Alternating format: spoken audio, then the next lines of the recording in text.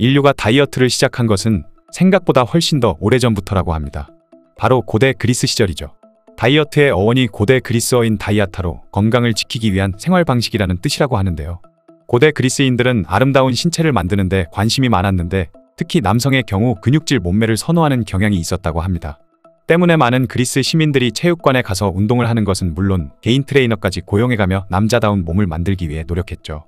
고대 그리스에서도 지금처럼 트레이너들과 의사들이 운동하는 사람들을 위한 식단을 짜주었다고 합니다.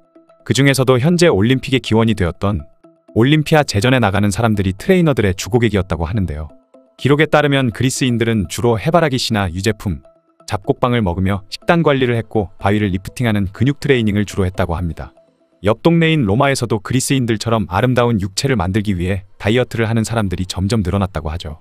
그런데 로마에서는 조금 특이한 방법의 다이어트가 있었다고 하는데요. 기원전 1세기 로마의 의사였던 셀수스는 그의 저서인 메디치나에서 뜨거운 소금물로 목욕을 하거나 공복에 목욕하기, 딱딱한 침대에서 자기 등이 다이어트에 효과가 있다고 소개했습니다. 셀수스는 그 외에 1일 1식이나 격렬하게 운동하기, 그리고 자주 걷거나 달리기 등 다이어트에 효과적인 방법들도 소개를 해놨기 때문에 앞에서 소개한 소금물 목욕 같은 황당한 방법도 정말 효과가 있을지 모른다는 의견이 많았죠. 그리고 셀수스는 빈속에 차가운 와인을 마시는 것도 다이어트에 도움이 되는 방법이라는 주장을 했는데 그 말을 들은 로마의 학자 가이우스 플리니우스는 살을 빼는 방법이 아니라 오히려 살을 찌우는 방법이라고 주장하는 등 같은 방법을 두고도 서로 의견이 갈렸다고 합니다. 셀수스가 말한 와인 다이어트를 실제로 시도해본 사람도 있었는데요. 11세기 잉글랜드를 정복하고 노르만 왕조를 세운 정보광 윌리엄은 너무 뚱뚱해서 말을 타지 못할 정도의 비만 체질이었다고 하죠. 때문에 프랑스의 왕 필리프 1세는 틈만 나면 그런 윌리엄의 비만 체질을 놀려댔다고 합니다. 결국 자존심이 상한 윌리엄은 조금 특이한 방법의 다이어트를 시작했는데요. 자신의 체중이 다시 정상으로 돌아올 때까지 다른 음식은 아무것도 먹지 않은 채 매일 와인만 마시겠다는 선언을 한 것이죠.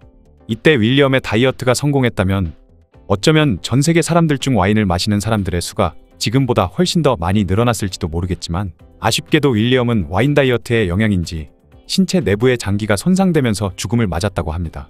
영국에서 가장 사랑받는 시인 중 하나인 조지 고든 바이런에게는 항상 자신의 신체를 아름답게 유지하고 싶어하는 강박증이 있었다고 하는데요.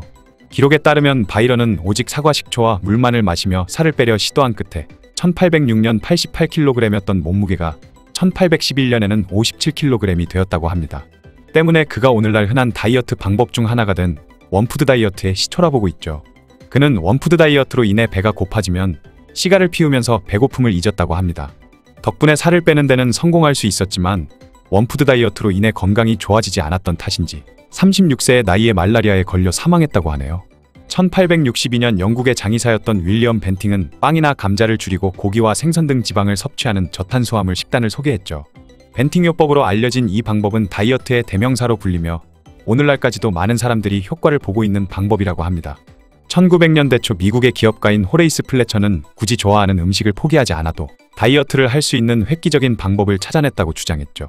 유명한 거부였던 그는 남부러울 것 없는 재산을 보유하고 있었지만 100kg이 넘어가는 몸무게 때문에 위장병과 당뇨병, 그리고 관절 통증과 근육 결림 등으로 인한 불면증에 걸려서 하루하루 지옥 같은 날들을 보내야만 했습니다.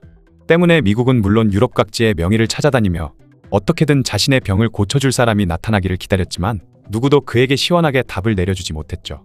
결국 치료를 포기한 채 절망에 빠져있던 플래처에게 주변의 지인 중 하나가 음식을 잘 씹어 먹으면 병이 낫는다는 조언을 해줬다고 합니다. 어차피 다른 선택권이 없었던 그는 믿져야 본전이라는 마음에 식사를 할 때마다 최소 60번 이상 음식을 씹는 행동을 계속했다고 하죠. 플래처가 100kg이 넘는 체중을 가지게 된 것은 폭음과 폭식을 자주 하던 습관 때문이었는데 음식을 씹는 횟수를 늘리는 식으로 식습관을 바꾼 후부터는 예전과 달리 음식을 조금만 먹어도 쉽게 포만감을 느끼게 되면서 거짓말처럼 폭음과 폭식을 하는 증세가 없어졌다고 하죠. 그렇게 그는 자신이 플래처라이징이라고 이름 붙인 식습관을 통해 몸무게를 무려 20kg이나 줄일 수 있었으며 그를 괴롭히던 병도 모두 없어졌다고 합니다. 플래처에게 일어난 기적을 본 후 소설가 프란츠 카프카 등 유명인들도 그의 식습관을 따라했을 만큼 엄청난 인기를 끌었다고 하네요. 미국의 유명 가수 엘비스 프레슬리는 말년에 과식을 하는 습관이 생긴 탓에 몸무게가 엄청나게 불어버렸다고 하죠. 때문에 그는 자신의 몸무게를 줄이기 위해 잠자는 숲속의 공주 다이어트를 시작했다고 합니다. 진정제를 맞고 혼수 상태에 빠지면서 먹는 음식의 양을 줄여보겠다는 것이었는데요. 혼수 상태에 빠지면 당연히 음식을 먹을 수가 없게 되고 음식을 먹지 않으면 살도 찌지 않고 몸무게도 늘지 않을 테니 자연스럽게 다이어트가 될 수밖에 없다는 생각이었죠. 하지만 우리의 몸은 뇌가 수면 상태에 빠져 있을 때보다 활동을 하고 있을 때 더 많은 칼로리를 소모한다고 합니다. 그래서 억지로 잠에 드는 것보다는 차라리 깨어있는 상태로 책을 읽을 때 더 많은 에너지가 소모된다고 하죠. 때문에 엘비스가 시도했던 잠자는 숲속의 공주 다이어트는 별다른 효과를 보지 못했고 오히려 다이어트를 시도하기 전보다 몸무게가 10파운드나 더 늘었다고 합니다. 1930년대에는 헐리우드 다이어트라 불리는 자몽 다이어트가 유행했죠. 자몽 특유의 쌉싸름한 맛을 내는 나린진이라는 성분이 체지방의 분해를 촉진하기 때문이라고 하는데요. 물론 자몽이 다이어트에 도움이 되는 과일인 것은 맞지만 당시에 유행했던 방법은 자몽을 매 끼니마다 먹는 원푸드 다이어트였기 때문에 오히려 제대로 영양을 섭취하지 못하면서 요요 현상이 오기 쉬운 체질이 되었다고 하죠. 이런 이유로 지금에 와서는 수많은 전문가들이 원푸드 다이어트를 반대하고 있는 입장이라고 합니다.